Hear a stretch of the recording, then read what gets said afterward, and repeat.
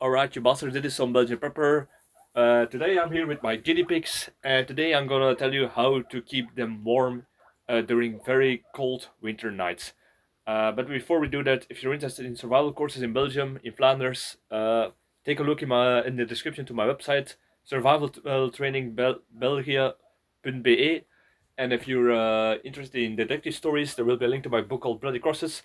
So take a look if you're interested. All right. So as people that watch my channel know, I raise guinea pigs as part of my survival planning.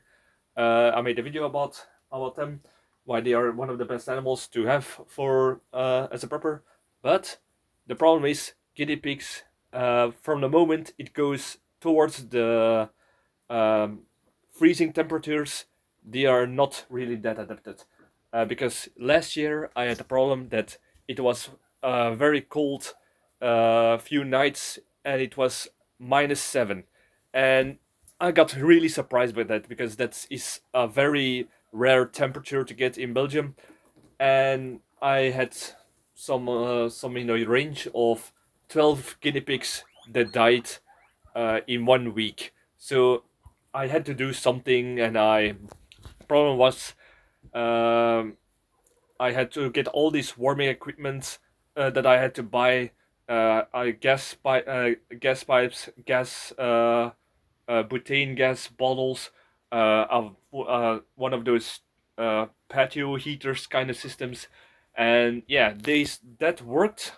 But the problem is they were freaking expensive. So I had in 1 week I have spent like hundreds of euro to just keeping my guinea pigs alive. So I thought out of a system to reduce the cost and to also make it improvised, because that's what I'm always trying to do. I'm always trying to improvise with less, do less with more. And I found a way to keep my guinea pigs alive in this way. So, if you can see, it is a very simple construction with materials that I already had. It is just an emergency blanket with a gold side and a silver side. So, how does this keep the guinea pigs warm? Well, I will go to this side. I put on a pipe on the outside. Hello, little fellow. They're curious little bastards. So, uh, I put a pipe on the side here, and I fill them up, if you can see, with with tea light candles. But this time I took the tea light candles of 10 hours to get them through the night, because that's where usually when the temperature goes to -7 when it's that cold. And yeah, the idea is when the immersion blanket is, I use some stitches to put it on like that. It will form a tent where the heat can build up within, because this only uses 4 to 3 tea light candles, and it can keep it warm enough to that they can seek refuge in during the night. All right, so a few things that you need to watch for, because this is an emergency blanket. These are very, how do you say this, fragile things. So it's better to put some thicker materials on top of it, because as you can see, I use some stitches, but some of them get loose because they easily get teared. So I would say don't use stitches, but use a plank with two screws, or use something heavy if you have the place to put something like that. Make sure the guinea pigs cannot reach the sides easily, because they will start to nibble on them, and that's not good for their intestines. Second, if you have the pipe here, make sure it's a pipe that is thick enough that it can radiate heat. So if it's too thin, it might get bended, and that can cause problems. If it's too thick, it will take a long time before the heat can radiate. So make sure that it is a good thickness. I would say take a pipe that is about uh, um, something more over half of the length that you're planning to do. Um because if you put the whole length in it, the longer the pipe, the harder it is that it will get to pull air in, because air get pulled in and the heat up, and the monoxide gets pushed out by the heat. But the longer the pipe, the more buildup of monoxide, and it will blow out the candles that are further away. That's the reason why I only use 3 to 4 candles, because that is enough heat, but it's not enough heat to cause monoxide that will put out the candles during the night. So that's the reason why I say 3 to 4. Another thing that you need to do is put. I connected this with this piece of chicken wire. Why? Because I need something to protect the the upside of the pipe against the emergency blanket, because if the emergency blanket would rest directly on top of the pipe, then it would make connection and it would start to melt because of the heat, and you don't want that. So yeah, that's the reason why I put this chicken wire, a little bit above it, so it can rest on top of it. Make sure that there is at least always one side open. I usually use this side, that the pipe is open, because if the pipe is blocked like this, the problem is that it can close off the air, and also the room that the monoxide gets expelled. So you don't want that, so keep always one pipe open. And even in a flammable place like this is all made out of wood, it is a very safe way to do this. And yeah, the thing is also is I make it a little bit like the sides here a little bit closed off like this. I try to make a bend right here, so the heat cannot just escape like this.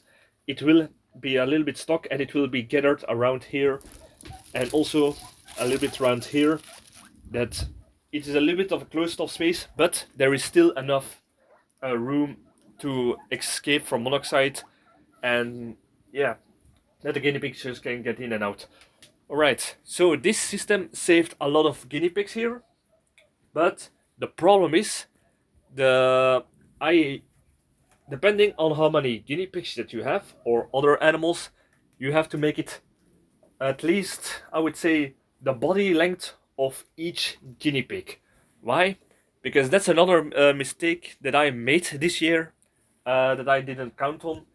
There are still some guinea pigs that died, and not because they were freezed off, they were died off and freezed off.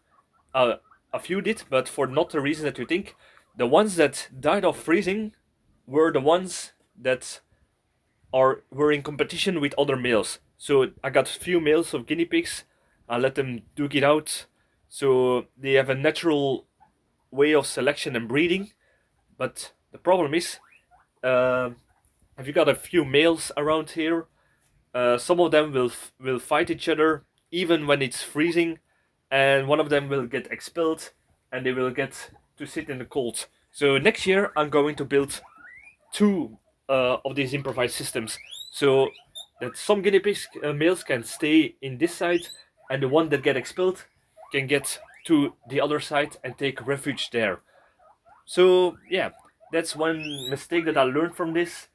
And another mistake is I need to make sure that there are no closed off encounters, because there are also another reason is, I don't know if you can see it.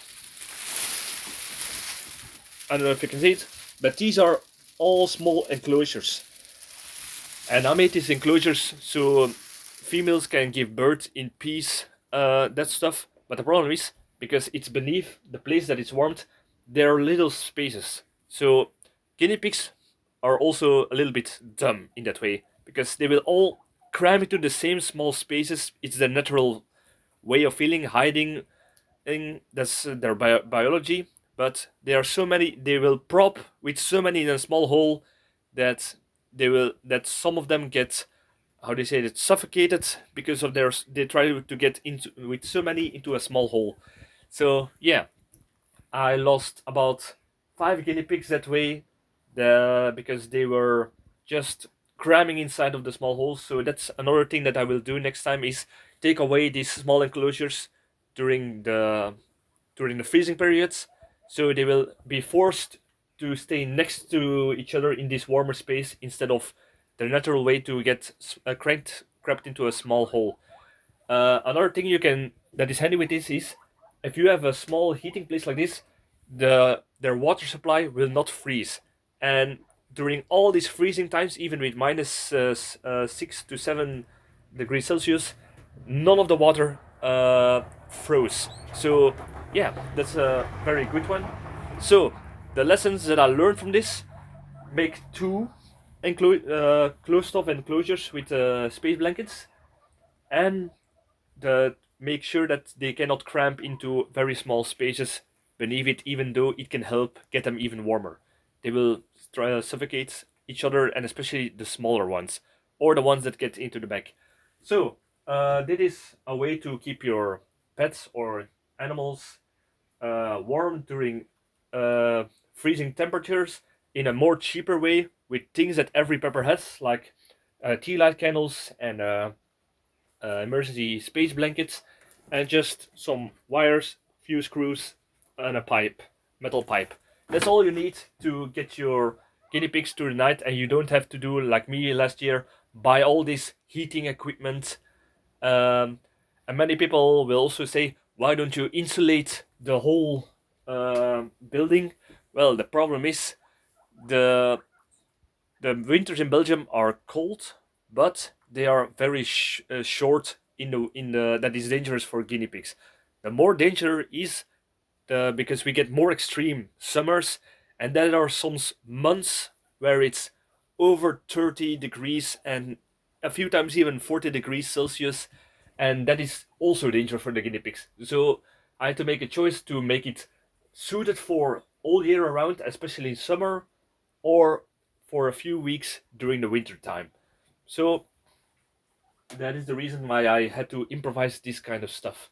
So I hope this gave you some ideas, and also look at I would say take a look at my video on how to raise guinea pigs, and why they are one of the best animals to have as for your survival planning.